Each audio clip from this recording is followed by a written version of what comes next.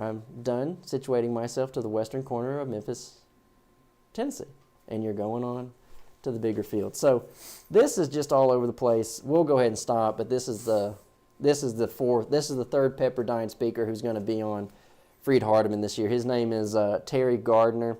He's part of the Friends of the Restoration group, life and work of Joseph Warlick, Hope Barber Academic Resource Center. He's probably not going to be main stage by any means. In the discussion between Jerry Rushford and Alan Hires, Jerry can't wait to get to Freed Hardeman to see Jerry to see Gardner. Oh, yeah. Well, I knew he said Friends of Restoration. I didn't know he said that. He said him in particular. But that who he's sitting next to, this is Terry Gardner. Terry Gardner's not only a former Pepperdine speaker, but just this last year, this is him at Southwestern Christian College. That is Orpheus Heyward. Orpheus Heyward, who uses the piano at Renaissance Church in Atlanta, Georgia, and who is open fellowship with denominations. There's Terry Gardner. And of course, Terry Gardner is going to tell you, I'm just a lawyer who dabbles in restoration history. You're a Christian, and you're not paying attention at all to fellowship. It's fellowship without endorsement, and they're all doing it. And I recognize this is just an award, but I'm saying Pepperdine gave an award to Terry Gardner, and when you look at their magazine, he is listed as receiving this reward right next to Victor Knowles.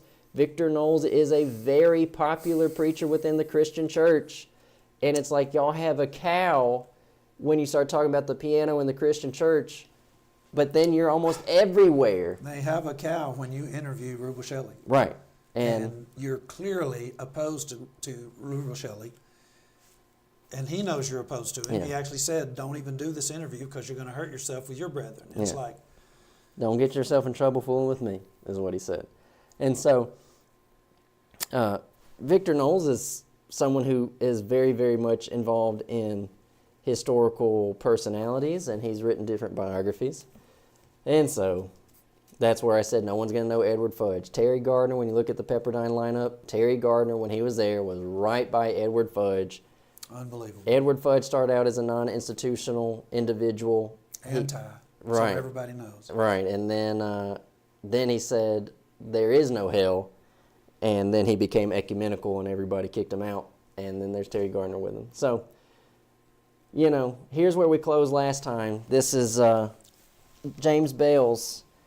He says, shall we splinter? This is his booklet that a lot of people didn't read.